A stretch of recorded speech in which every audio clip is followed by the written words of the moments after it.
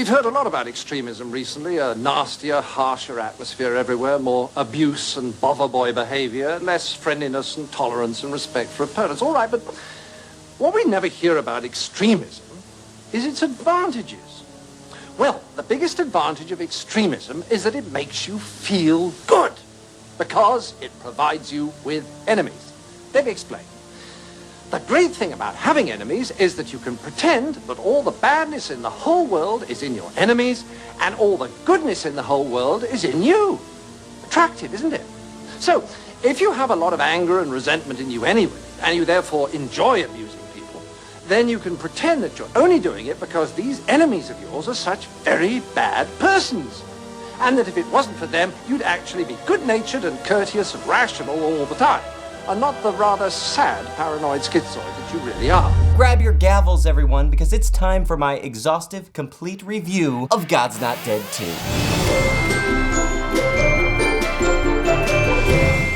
Alright guys, well, I'm not gonna spend too much time here on the opening because I want to get into the movie, and if you really want to know my thoughts about the previous movie, then you can check out the link in the description. I would put a link right here, which I have, but that's just the YouTube video, and some of you can't even watch the YouTube video because that video has been DNC'd since like the first week. It's true, the most popular video on my channel doesn't make me any money, but honestly, who cares? They can't take away my Patreon givers. That's right, voluntary community giving is beating the system.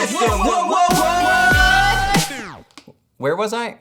Oh right, God's Not Dead 2. This week one of you guys asked me, Kevin, why are you reviewing God's Not Dead 2? Isn't it basically the same movie as the first film? Have they changed their philosophy? Because if they haven't, aren't you gonna be making the same arguments as you did in your previous review? Aren't you just kind of repeating yourself? Isn't it a bit redundant? That's a fair point. Though if I was afraid of repeating myself, do you think I would have really painted myself into a corner reviewing this repetitive, redundant, cliche genre? Of course not! But I think the legitimacy of the question that you asked is kind of the answer to the question. I know, pretty deep. This is just warm-ups for the mental gymnastics that you're gonna be experiencing as we go through this film. Point being, the question still remains. Is this movie just a rehash of the previous film, or does it offer something more? I think there's really only one way to find out the answer to that question, and that's to sift through it with the fine-tooth comb of criticism that only Sega Night Kevin can offer. So, grab your popcorn. This is the same Movie Night Kevin review of God's Not Dead 2. Play that Christian movie!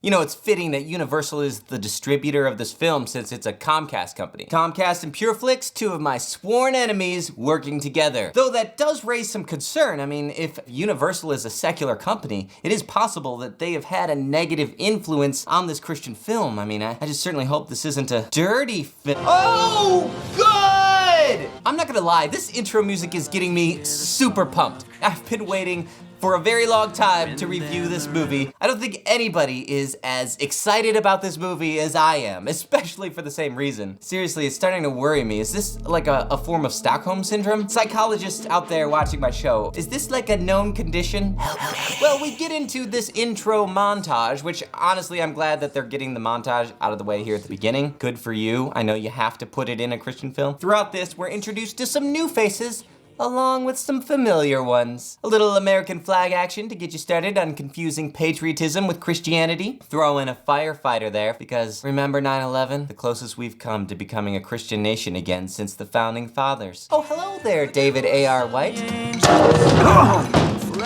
I see you're back in your classic comic relief role. He does pull off this Christian comedy flawlessly.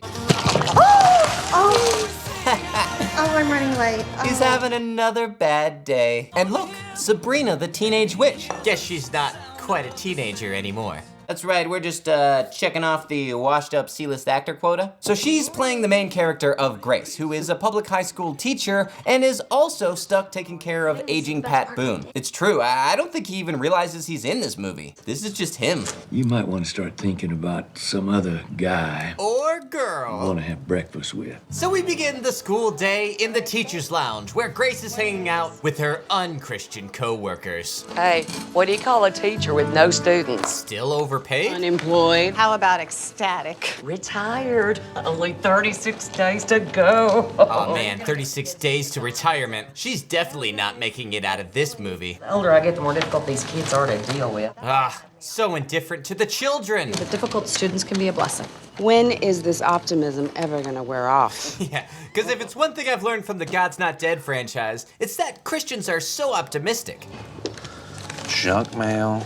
Wow, what an optimist. Man. David, why are you always so sad? Oh, it's our favorite African pastor. The dynamic pastor duo is back again. My pastor gave me permission to finish my doctorate at Hadley, so if Oh, that's okay good. with you- I'm glad your pastor gave you permission to continue your education. That's very generous of him. David, you are a mess. What happened to you? I woke up. You know me and my Christian hijinks. Then we cut over to Grace, who's in her class, and she notices that this girl is not doing real well. Are you okay? Well, my brother just died, but other than that, I feel fine. Yeah, it's true. So this girl's brother just died in a car accident, and of course she's still sad about it. But her parents, who are evil and agnostic and open-minded, well, they're over it. Brooke, we're all upset, but we need to move on. They don't care. They don't care about anything. In this house, you will drink only agnostic beverages. Isn't that right, Melissa? I don't know. Good! You're a junior now. It's your make or break year, so there's no room for self-pity. Don't you know that only Christians have empathy? Unless, you know, of course it comes to dealing with non-Christians. I have an 8:30 with Mark Shelley at White and Wolf. What? Richard, you didn't say anything. It could be huge. I know. Who's going Jeez, is that the kind of skirts they allow in public schools these days? I guess this country really is going to pot. So Brooke, realizing she has no one to talk to, goes to Grace, her teacher. I lied. I murdered my brother, and I liked it. Like, to them, he never even existed. The only thing that I know for sure is that I'm never going to see my brother again. If only someone could look me in the eye and tell me that I'll see my brother again. But no one has those answers, right? Did your brother believe there was something more? I don't know. Every person reaches a point in their life when they ask themselves this question. There's nothing wrong with you asking it too. As long as you come to the same conclusions about the question as I have. You never let anything get to you. How do you do that? Jesus. It's Christian! Oh boy, more familiar faces. Look, it's the liberal vegan atheist turned Christian from the last movie. Remember Cancer Girl? Turns out now she's on a first name basis with the Newsboys. How'd it go, Amy? Because why not? My cancer's gone. And she's also cancer free. So thank God it's not dead that she became a Christian, or else, you know, well, she'd be dead. Like Professor Radisson. Hello, darkness, my old friend. So obviously her response to that is to start doubting the existence of God. I mean, come on, what more do you want, lady? Isn't that what you prayed for? Yes, of course. This subplot would have been a more interesting movie. So when Grace gets home, her dad's interested in finding out about her day, so Grace explains it all. I just can't stop thinking about Brooke. That's the thing about atheism. It doesn't take away the pain, it just takes away the hope. What? The thing about atheism, it doesn't take away the pain, it just takes away the hope. Girl didn't say she was an atheist, right? I hate these statements that sound right when you first hear them, but spend a little bit of time thinking about it, it just sounds dumb. Like, what are you talking about? It doesn't take away the pain, it just takes away the hope. You're making the assumption that Christianity is kind of the default human position. Anybody who is an atheist has made a conscious choice to leave that position. You're not taking into account that some people are just skeptics and they don't want to believe in something unless, I don't know, they've been convinced of it. You can't take away hope from someone if the person genuinely believes that it's false hope. Unfortunately, in this day and age, people seem to forget that the most basic human right of all is the right to know Jesus. Who wrote this? I don't even know if I disagree with that statement, but that's a dumb line. In this day and age, in this day and age, in this day and age, seem to forget, in this day and age, seem to forget the most basic human right of all. Oh, I see what's going on here. Clever movie, very clever. You see, what's happening here is that the film is laying the foundation for an entire movie of emotional manipulation. The implication here is that Christianity is kind of humanity's natural state. I mean, we all know that the old-fashioned ways are the more Christian ways, right? Sounds right. Except it's not true. It might be true if you thought that the past 300 years was the entirety of human existence and that the United States was the only country in the world. Product placement. The people from that charity place are here to pick up your brother's things. I'm too agnostic to know what the Salvation Army is. So Brooke sits there as the Salvation Army takes away all of her dead brother's things. You think the Salvation Army paid to be in this movie? I mean, whenever I got the DVD, there was a Salvation Army card in there, so I think it did. Anyway, in his stuff, it looks like they found something a little special. While I was loading one of the boxes onto the truck, I noticed this, and I thought you might want to keep it. I wasn't sniffing any of the underwear, I promise. And yes, it turns out he was Christian! All right, so the next morning, Grace is teaching to the kids that basically, I guess, Martin Luther King Jr. and Gandhi were the first pacifists in the world. Peaceful nonviolence comes first in India under Gandhi, and then later here in the United States under Dr. King and others. Yeah, this is what the government is teaching your children, ladies and gentlemen. What makes nonviolence so radical is its unwavering commitment to a nonviolent approach. These lines, for real. I can just see them sitting there writing the script in Starbucks, drinking out of a red cup. Oh yeah, this is gonna be good. This is gonna stop those liberals right in their tracks. We'll have her teaching about the most agreeable part of Christianity. Because it's our pacifism and Christian love that we totally live out that offends people. Not just initially, but in the face of escalating persecution by the opposing force. But then, the most important moment of the film of all time ever happens. Brooke asks a pivotal question. About Jesus. Isn't that sort of like what Jesus meant when he said that we should love our enemies? Grace, reluctant to answer, knowing. Hey, wait, what the? Is that guy wearing my shirt?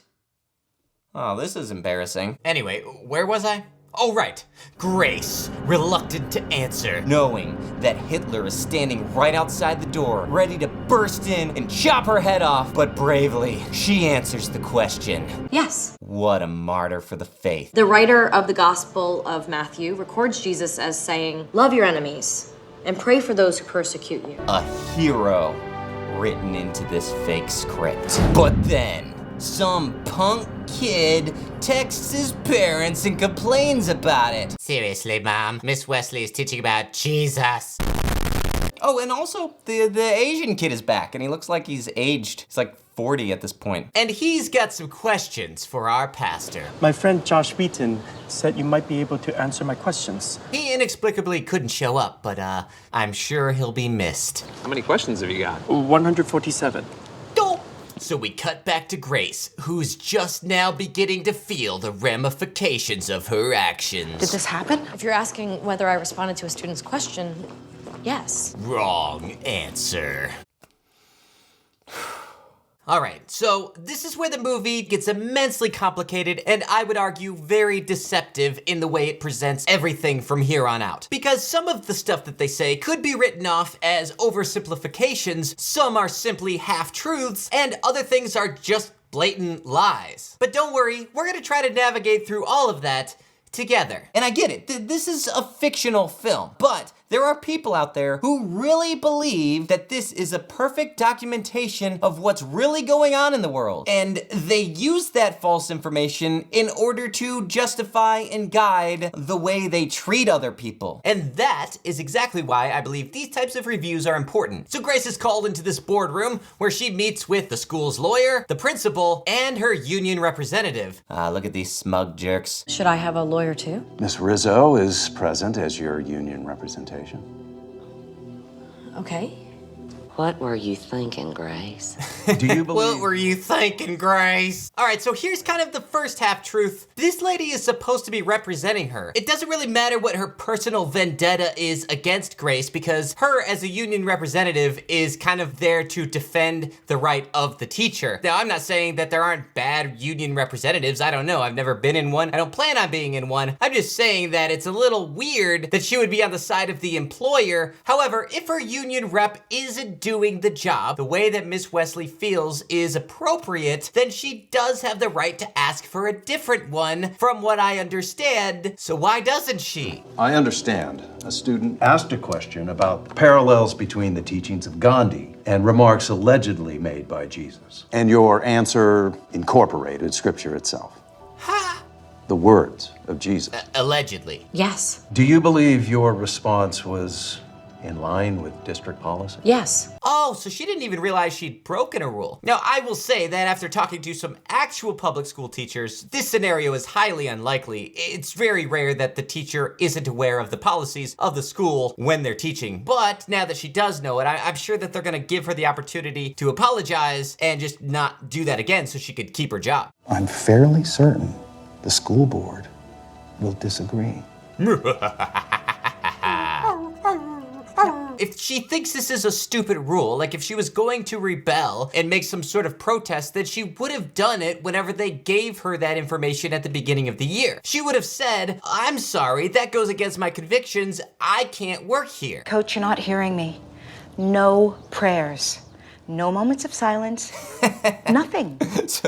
So this lady just spends all of her time just hunting down Christians. I'm sure that's the job of the principal. She's just so eaten up with hate. This movie's such a cartoon. Whew. So the principal meets with Brooke and lets her know what's going on with Miss Wesley. I don't want you to have any contact with her. Do I have any say in this? No. Miss Wesley's answer was not in line with school policy. Really? I mean, aren't we allowed to say what we believe? She didn't say what she believes. Like, that's completely an irrelevant topic. Like, she talked about Gandhi, and I'm pretty positive she's not Hindu, right? I mean, she just literally answered a question that anybody could have answered. It's not against the law to mention Christianity in public schools, right? I remember there's this whole kerfuffle this past year here in Tennessee where a bunch of Christians were mad and they were all like, they're teaching Islam in public schools and they're not teaching Christianity. Well, it turned out that it's a 3-year course, and in 7th grade, they are teaching time when Islam grew and the effect that it had on culture. But the year before, they taught Christianity in its historical context. And yet, a bunch of Christians left those parts out so they could perpetuate a narrative. This is what's so frustrating about these Christians who lie all the time. And it's so self-defeating because you're destroying your own credibility. Now we get to meet our hot young public defender. This is another rant that I'm gonna go on, I suppose. Why does she have a public defender? You don't look like a lawyer. Well, you don't look like an actor. No offense, but I'm not a criminal. Don't be so sure of that. Your kind of case makes everybody uncomfortable. Ah, this poor girl. What a victim. I mean, they've painted this teacher as if she's the most meek, humble, unassuming person in the world, and she just simply answered a question about pacifism. I mean, who could have a problem with that? But now, she's being attacked by the most cartoony, evil, hateful bad guys ever known to man. Why do they hate Christians? There's no reason. There's no point in trying to find out what the reason is. They're just hateful, and they're mean, and they just hate people. People want so badly for these movies to be true that they're willing to ignore just about any indication that the Christian that happens to be in a situation similar to this might have done something wrong, and that this isn't just a complete witch hunt. Because if they actually opened up and listened to both sides of the story, they might find out that the other side isn't a bunch of monsters. Grace, I'm gonna level with you. Nobody wants your case. Yeah, except for the multiple Christian law firms that jump on every single one of these types of cases, including the Alliance Defending Freedom Foundation, who are sponsors of these movies. I don't understand. There is no way that a case like this could go under the radar of any of those organizations. All I can gather is that this movie is supposed to be some sort of post-apocalyptic film where all of these types of organizations just don't exist anymore. There are no churches, no communities of Christians. They've all gone underground, and the liberals have completely taken over. Maybe that's it. I'm probably just looking at this movie the wrong way. Maybe I'll enjoy it more if I just play along. So what's the good news? I don't like to lose. That's right, I'm a young hotshot lawyer who still believes the world is my oyster. Are you a believer? No. But I am a libertarian, so I'm sometimes on your side. You're passionate about what you believe. I mean, let's face it, it's why you're in trouble in the first place. Not really. She's in trouble because she broke a rule she didn't realize existed. There was a young man in here with no exposure to scripture until a few months ago. He came in with some questions.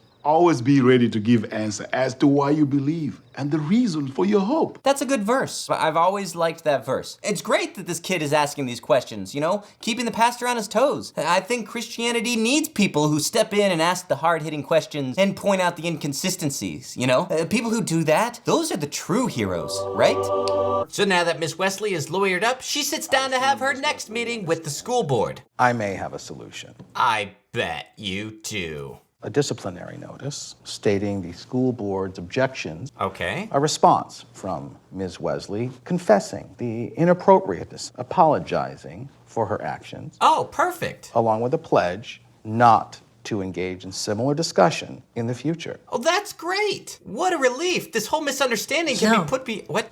I can't. You can't what? You already said that you didn't realize it was a rule before. Now they're giving you the opportunity to, moving forward, understand that it is a rule and then you won't break it. This is what you've always wanted. This is exactly what we were hoping for. Exactly. Why? I gave an honest answer to a student's legitimate question. It's the wrong decision. Is it? Yes. I mean, it sounds like your employers have made it pretty clear what the rules are if you want to continue to be an employee at the school. I mean, you know, it's too bad that these people are like this, but they're not asking her to deny her faith. I would rather stand with God and be judged by the world than stand with the world and be judged by God. Yeah, put that on a t-shirt. I am not going to be afraid to say the name Jesus. I'm sorry, which one is it? First, you say they shouldn't punish you for just simply answering a question. Then, you say that you want to stand up for God. I know that you're trying to confuse the audience by linking the two, but those are two separate issues. I mean, one indicates that you were completely ignorant of the rule and simply broke the rule, which means that now you can say you're sorry and go back to teaching and not break the rule anymore. The other one indicates that you were aware of the rule and aware of the consequences of that rule, and yet you intentionally broke it, but did so in an act of protest, believing it was the right thing to do. So either agree not to do it anymore, or face up to those consequences and truly have this faith that you claim to have in God, that he will take care of you despite not having a job. Yeah, Kevin, that's all well and good, but these people are being really unreasonable. I'm sorry, I forgot. I remember now the verse where Jesus said, turn the other cheek,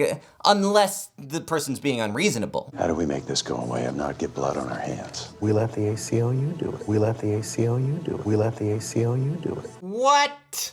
Come on. They've already been in touch. They've been dreaming of a case like this. This is such projection. It's so funny that they show these people like conspiring against Christians when it's the Christians who have made an entire movie about this.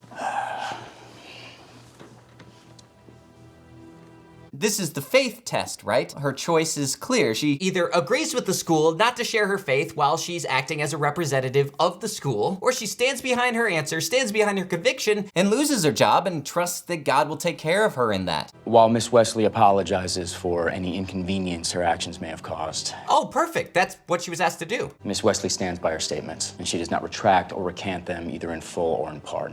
Oh, well, it's a good thing they didn't ask her to recant or retract anything that she said. Just that she would have something in her folder indicating that the school board did not endorse the things that she had said. It's almost like the movie is inconsistent and trying to trick us. And also, this movie is unintentionally saying that any teacher who doesn't stand up and disobey the rules of their employer is somehow not standing up for their faith. But in reality, a lot of these teachers obey the rules so they can stay in the schools and have a positive impact on the kids, and out of mutual respect that the other teachers of other religions that maybe they don't agree with won't be sharing their faith. Yeah, this is tough. It's hard for me to watch this without going into like a million different rants because there's so much to clarify. She broke a policy of her employer and all she has to do is say, sorry, I won't do it anymore. It's like if you go to someone's house and they're like, hey, take your shoes off before you come inside. And you're like, what? I have the right. When you're here, take your shoes off or don't come into my house. And I know the argument is, this is a public school, okay? We all pay for it. You're right, I would agree. But that's more of a problem with the whole setup of the system, isn't it? A system that you insist on taking part in. Like if you guys were all just fighting for your right to say what you believe, I think this would all be just fine. The problem comes in because everybody's fighting for their right to say what they believe, plus they're fighting for their right to silence the people who are saying things that they don't believe. Okay, so now that Miss Wesley has decided not to do any of the two choices she's been given, this whole matter has to go to court. This proceeding is adjourned. Then we're introduced to the most evil, cartoony bad guy to ever grace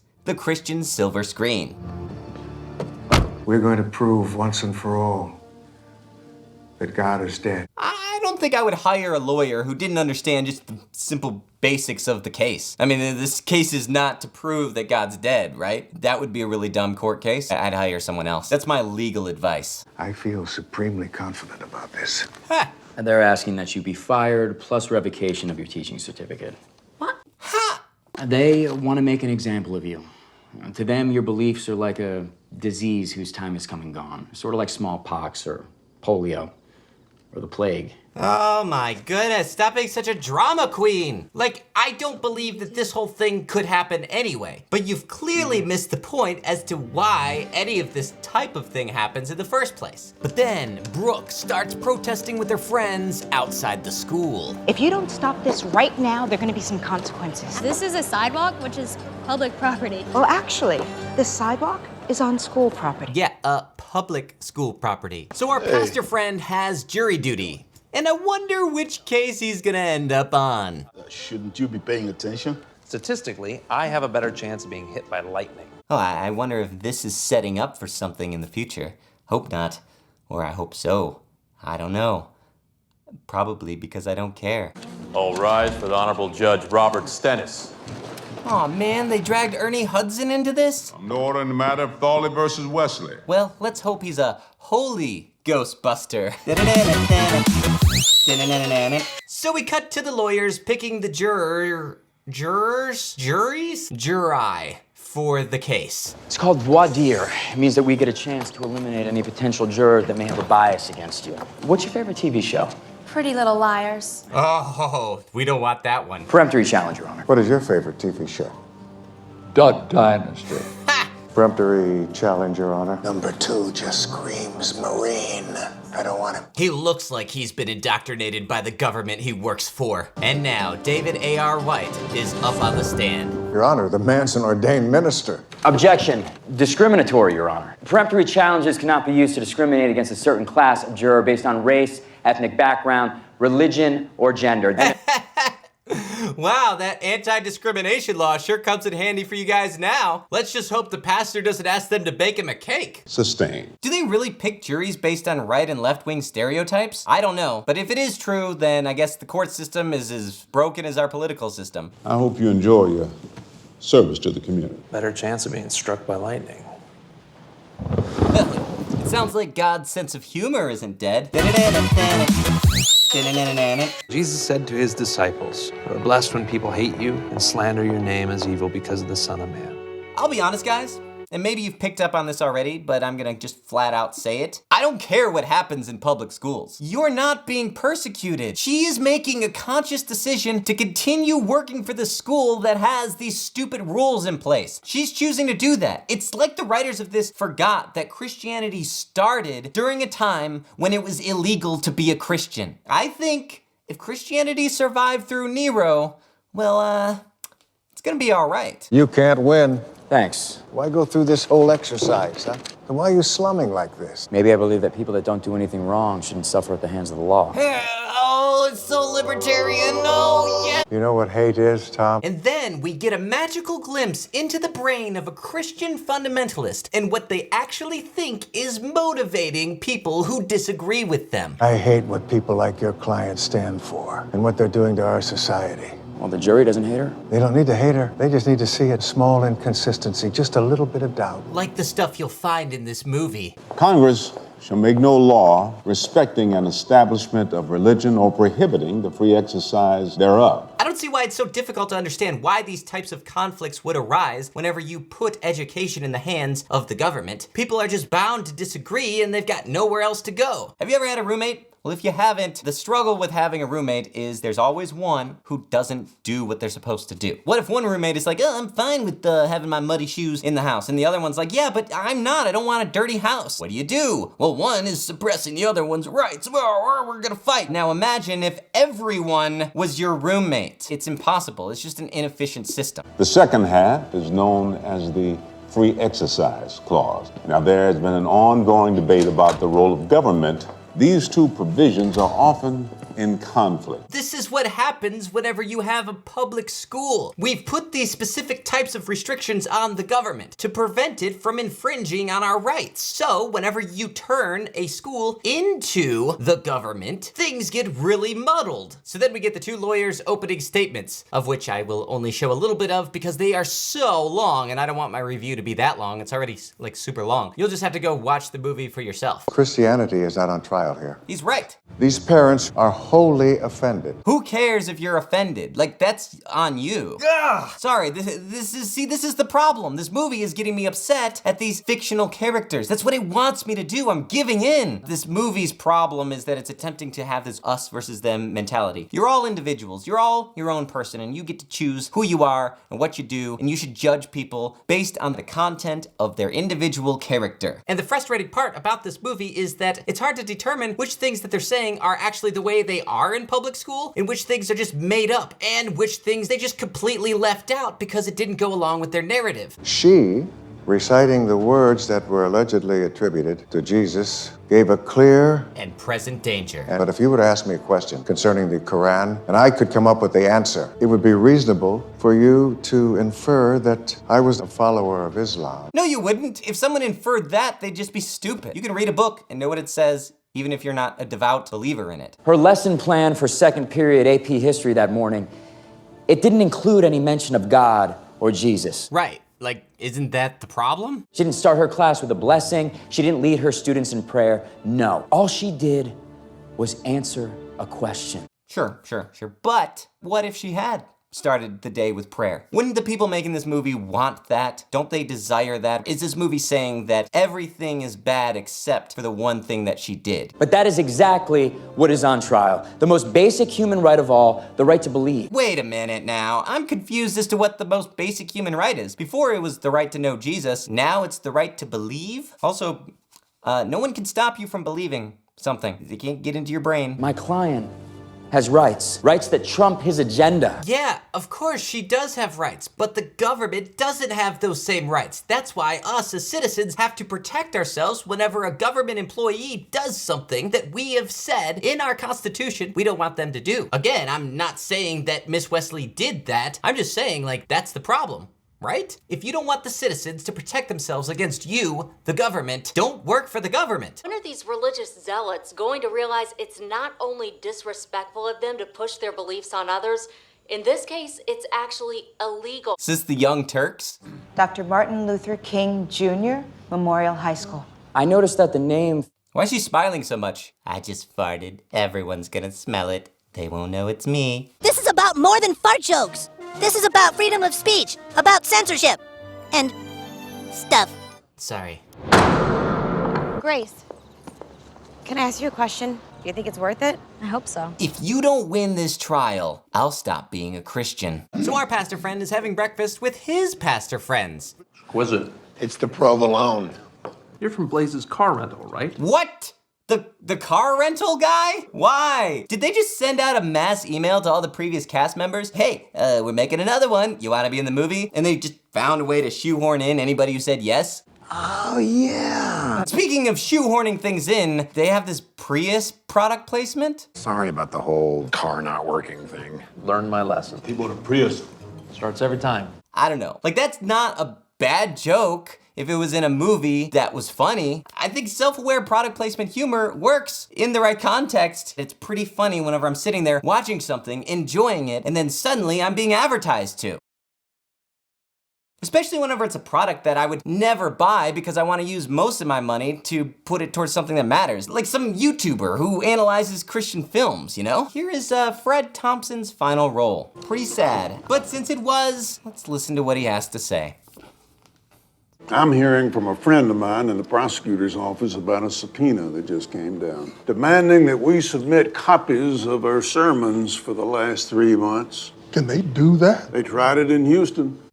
Look, I looked into this case, and I'm not gonna get into the whole thing because I actually think that this is gonna be like the premise of the third God's Not Dead movie. Yes, they're really making a third one. Unfortunately, I think this is just the beginning. So I'll do a separate video about it later. But there are two sides to all of these cases, and this one is no exception. This movie is trying to make it seem like So now the government can determine what we can and can't preach at our churches. that's not what happened. These are specific pastors, I think there's like 6 of them, who filed a lawsuit in order to block one of these anti-discrimination ordinances. You know, one of those things that tells businesses they have to make wedding cakes for gay people and soldiers and stuff. Those people were subpoenaed. This movie is trying to imply that just random pastors were summoned to turn in their sermon notes, and that's literally not what's happening. And this...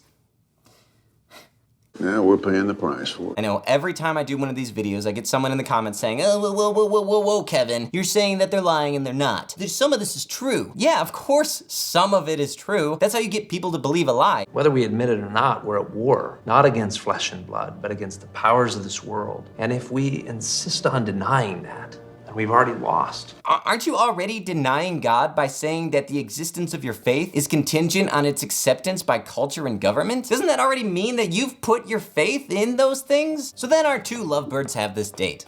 I mean, it's not really a date, but come on, it's a date, I guess. And he asks, when did you decide to become a Christian? Reasonable question. I was walking home from class, and I was struggling with a lot of things. What? Things? I turned the corner, and right there in front of me was this church. As I read it, I could hear the Lord speak to me. Start of a journey that didn't end until I found the answer. So after they eat, the 2 lovebirds are trying to figure out how they're gonna win this case. They need something to really drive it home. We need a knockout punch. And suddenly, they have a revelation. Tom, listen. This isn't about faith. This is about history. Are you kidding me? I think they've missed the point. You're joking, right? Their whole attack. Attack. Yeah, Oh, sorry. We're at war. It's about me preaching in class, but I didn't do that. That's what I've been saying since this whole thing got started. That's literally what's... We can separate the history-based elements of Jesus' life from the faith-based element. That's literally what I've been saying. I mean, just because certain facts happen to be recorded in the Bible doesn't mean they stop being facts. But it doesn't even need to be a fact, because she wasn't saying, hey, this is what Jesus said, and that's a fact. She said, oh, this is what the Bible says. And it's a fact that it says that in the Bible. It's the equivalent of a kid saying, hey, didn't Mary have a little lamb? And the teacher's like, well, according to the nursery rhyme, yeah, she did. Its fleece was white as snow. I mean, maybe there was a woman at some point named Mary who had a little lamb named Jesus. But the thing is, I was on board. I had accepted that this was a fictional world where the Alliance Defending Freedom focused on the family, and Family Research Council, and Fox News. Jeez, a lot of F's in that. It's weird. Anyway, as if this was a parallel universe where those things didn't exist. You asked me to suspend disbelief. For the sake of enjoying the film, I bought into your straw man, and now, for your big twist, your courtroom drama realization moment is, wait a minute, this whole thing couldn't happen. It's like if I made a movie about my dog Barkley taking me to court. He's suing me, right? And you're like, all right, well, that's dumb premise, but all right, I'll go along with it. And then the big twist is dogs can't talk. We know that. This was for you. We were just going along for your sake. Oh my God. This is our defense. Jesus as a historic figure, just like everyone else. That's right, kids. The big defense in this Christian movie is that Jesus was just a man like everyone else. Cain will never see it coming.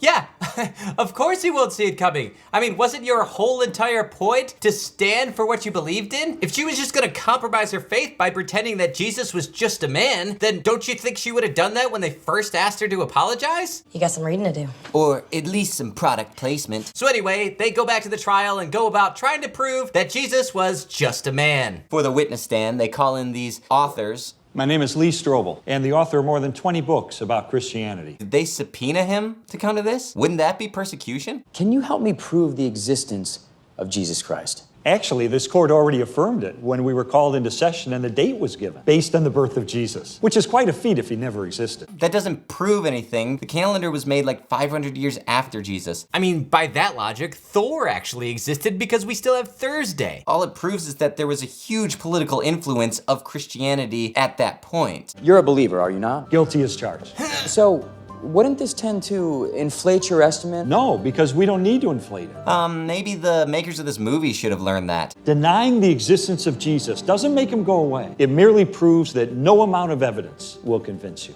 Could it be that Christians have cried wolf one too many times? So our pastor friend has to go and turn in his sermons. Those are your entire sermons for the past 120 days? No, that's a letter that I wrote explaining why I'm not going to hand them in. Excuse me? Why does this guy care? But then, the liberals attack his insides! I guess that proves there is no God. And his replacement is this girl, and she's obviously a liberal feminist. I mean, look at her. And now, all is lost. Outside, the Christians are protesting, and the non-Christians are protesting the Christians who are protesting. Why? Why? I'm Bieber in my jacket, Sheriff. Give me your food. You stupid You hurt Dad, man. What is happening? Then another author takes the stand. I'm a retired homicide detective from Los Angeles County. And are you the author of the book Cold Case Christianity? Yes, I am. And you say that book is available right now on Amazon? Don't most of those cases get solved with DNA evidence? The DNA evidence had been tampered with. And that's when I tampered with the DNA evidence. The DNA evidence was gone. Did you find the DNA evidence? How many of your cold cases were solved through the use of DNA evidence? I'll have that DNA evidence on your desk by 5. That's often popular on TV, but our department has never had the good fortune of solving a cold case with DNA. DNA evidence. And as a devout Christian, When I began this study, I was a devout atheist. I'm simply a Christian because it's evidentially true. Aw, man. This is the moment that everybody in the theater got up and clapped. I haven't read this guy's book. I'm sure it's fascinating and interesting. I might read it. I haven't read it yet. But, I mean, I'm not gonna get up and clap until I've actually read the guy's book. But where would a courtroom drama be without somebody bursting in the door, demanding to take the stand? She didn't do anything wrong. She was just trying to help me. I'll have order! I put her on the stand. What am I gonna hear? That she asked a question and I answered it. But that's not all he hears. Because it turns out Miss Wesley had a very crucial and influential role in converting Brooke to Christianity. you may step down, Miss Stoley. Which kind of lets everybody know that Miss Wesley doesn't actually think that Jesus was just a man. Why do they look so angry? Because they think we lied to them. Yeah, that's what happens. I'm gonna lose everything. She's not gonna lose everything. She could still probably go work for a private school. Father, please take this from me. You guys don't think this is blasphemous? Maybe a little? Then the kids come to her house and sing praise songs to her. Oh Lord, my God. And the Chinese kid has some good news. I believe God wants me to be a minister, to return to my country and become a pastor, just like you. Whoa, kid, no, hey, I wasn't a pastor in China. All right, there's real persecution going on there. So it's the last day of court, and Grace's lawyer hasn't shown up yet. But when he does something extremely unexpected. I have one final witness to call. Grace Wesley. Gasp! I want you to say you're sorry and that you made a mistake. Can't do that. I don't believe I did anything wrong. Do it anyway. At least pretend that you're sorry. That would be a lie. I'm still confused. Everyone lies. Not everyone. I mean, the makers of this movie did. Didn't you tell me that Jesus spoke to you personally? What is he doing? Under penalty of perjury, what was the question that God presented to you personally that night on campus? Answer the question! A callback reference to the last film. Oh, that's great. Who do you say that I am? And what did you answer? You are the Christ. Are you looking to change your client's plea? I say she's innocent of all wrongdoing. But I'm asking the jury to find against her anyway. Well, I see what's happening here. She has the audacity to believe not only that there is a God, but that she has a personal relationship with him. In the name of tolerance and diversity, I say we destroy her. That's enough, Miss. All right, we get the idea. Then we arrest them and fine them. And if they don't pay, then we seize their property. And if they resist, well, let's not kid ourselves. Enforcement is always at the end of a gun. Enforcement is always at the end of a gun. Enforcement is always at the end of a gun. Enforcement. What the? Weird, nobody got up and clapped at this part of the movie, but you know, he's right. I mean, I agree with what he's saying. Enforcement is ultimately at the end of a gun, and once you start down the road of saying that the government's job is to protect people from getting offended, then where does it end? You just have to say, hey, people, get over it already. It's just kind of funny that whenever these types of Christians start feeling like they're losing, they suddenly default to the libertarian position, pretending that that's all that they wanted all along. Which is why it's kind of weird that they seem to understand this series of events that happen whenever you create laws, but yet can't understand that they're fighting for this woman's right to continue to work for a system that is funded through money that is obtained through that same series of events. Be responsible for yourself, and then you can all just believe whatever you want and leave everybody else alone. But he has a gun. You can't do what he wants just because he's the one threatening you with violence. Either it's all okay, or none of it is. Hey, right now, on the phone, a friend of mine named Amy is on the line. Jeez, Michael Tate is obsessed with this girl. If I didn't know any better, I'd think he had a crush on her. But I think we all know better. And how do you find? Not guilty. We, the jury, find in favor of Oh, right, this isn't a criminal case like the movie's trying to make you believe, so they don't say that. Grace Wesley. Yo, Wesley, that was cool.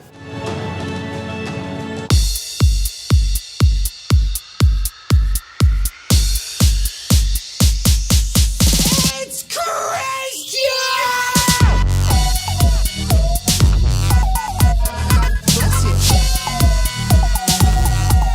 But seriously, that's a good part. I mean, at least it gave a reason for the pastor to be on the jury. I remember whenever I reviewed the trailer for this, I was like, why did they have the pastor on the jury? And then it actually led up to something and kind of a twist here at the end. So good job for doing a real movie thing inside of your terrible movie. You did have a plan. No, you did. No, God did. God's not dead. And they proved it in court. Hey, that's the name of the movie. Wow, it's gonna be really awkward when she goes back to school. The bowel movement. And just when you think it's over, there's a special Marvel-style end credit sequence. David Hill, Yes, you're under arrest. you failed to produce your sermons upon court order. Please put your hands behind your back. Please be gentle. He's just been released. All right, well, it looks like they're gonna go into full victim mode for the third movie. Well, there you have it, kids. God's Not Dead 2. And what did I think of it? I loved it. It was fantastic. It was a cinematic masterpiece. Just kidding, of course. The movie is terrible. Of course. What I've been ranting about it, and I'm not sure there's a lot I could say here at the end about it because I've said so much throughout the film. But yeah, I didn't like it. I thought whenever I first saw it, I was like, oh, maybe it's not so bad. And then I realized, wait, I'm only thinking that because I'm comparing it to the first film, and it can't be denied that this is a better movie than the first film in terms of like it being a movie. I mean, it's structured a little better. There aren't a ton of different story plots, even though there's some. They understand that the main focus is the court case, and so they stick with that for the majority of the film. And the court case isn't terrible. I mean, it's as entertaining and as intriguing as like a JAG episode. Like, I actually wanted to figure out what was gonna happen in the court case at one point while watching the movie. I also like that they didn't feel the obligation to make everyone become a Christian. Her lawyer, who I actually enjoyed his character, it's kind of implied that he might become a Christian, but they don't flat out have the Kendrick Brothers Field moment where he's like, oh God, I believe. I also don't think the movie is completely devoid of substance. I don't agree with this idea that Christians need to control government and control people's morality, but I also don't sympathize with the people who make it their whole life's mission to wipe out Christianity from the face of the earth because religion is doing all the harm in this world. Like, they're too extreme. So it kind of surprised me that he gave that little speech there at the end. And I was like, cool in principle, but it seems to only be noticed whenever other people are trying to use the government to infringe on your rights, but not whenever they're trying to infringe on someone else's that you disagree with. You're fine with that. And that's the struggle. It's not just a Christianity issue. This is about the criminalization of all nonviolent activity. But that's my soapbox. I know not everyone agrees with me on that. And you know what's cool? That's okay. All right, so that's the good. Tried really hard to draw something good from this, and that's that's what you get. You're welcome.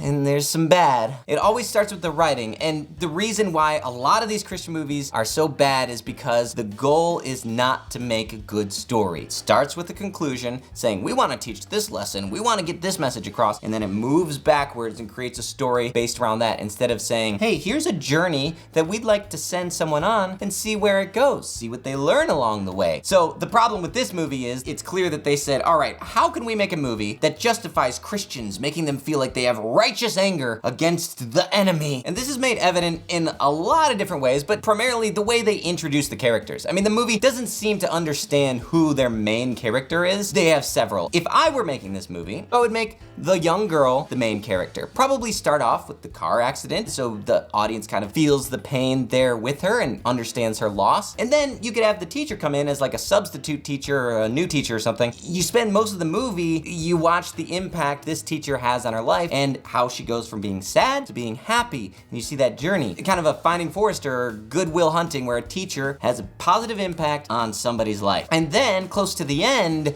you have the trial. You have somebody, maybe the parents of the girl. They have a reason to be upset because they're dealing with grief. And then you have like the school board, instead of them being evil, you have them kind of caught in the middle saying, well, Grace, we know that you've been helping the kids and you're one of their favorite teachers, but honestly, the parents are right too. You shouldn't be teaching your religion. And then we would have gotten to know and we would sympathize. Even if we didn't care about what she was teaching, we would sympathize and say, you know what? Oh, you're right, that is a good person. I actually have a stake in this trial. And basically, you then have a kind of Miracle on 34th Street style trial. As you know, even if you don't believe in Santa, you care about the character. And then you have a story rather than a propaganda piece. I just don't understand these movies who think that you're supposed to sympathize with the character just because something bad is happening to them. Doesn't make any sense to me. I guess they're expecting you to project yourself onto that character the same way that they project themselves onto their political opponents. In the end, yeah, the movie sucked. It's manipulative, it's offensive, and on top of that, it's poorly written. But if I'm being honest, I'd like to get on a soapbox one more time and just say to Christians, don't let movies like this trick you into being jerks to people in the name of Jesus. If you're at war, then the war is, as they even said in the movie, not against flesh and blood. It's not against people. And if you really believe that, then people who aren't Christians are in the exact same boat as you, completely dependent on God. If you want to win your war, then love. Because the moment you stop loving is the moment you lose. Don't be like Jonah, who sat there and waited for God to destroy Nineveh. Standing up for your faith doesn't mean you're fighting for your right to not be persecuted or not be offended. It just means that you keep on loving even in the middle of somebody being mean to you. If somebody says something that's offensive, so what? Love them. Stop suing people and just love people. Stop desperately searching for proof that you're justified in not loving people. You don't need proof. It's inconsequential. That's all I have to say. Not too much to take in. I want to thank you guys so much for watching today. That's it. I'm Kevin, holding Christian movies up to the same standard as other films, maybe a little more. Good night. Hey guys, what's up? If you like this movie, then you can buy it on DVD at christiancinema.com. I did it and it changed my life. No, seriously though, christiancinema.com, they're not sponsoring me, but I did get this DVD from them. I just think that they're nice people over there and they're a great alternative to PureFlix. If you like this episode, then you might want to check out other episodes that I've done. That'll be great. I would appreciate it. And also, if you really like this episode, then you can check out my Patreon, patreon.com/SayGoodnightKev. People who have given to that are Brendan Neely and Westminster Effects, and also those other people who are listed below. Even more than that, great people. All right, I'll talk to you guys later. Good night. What were you thinking, Grace?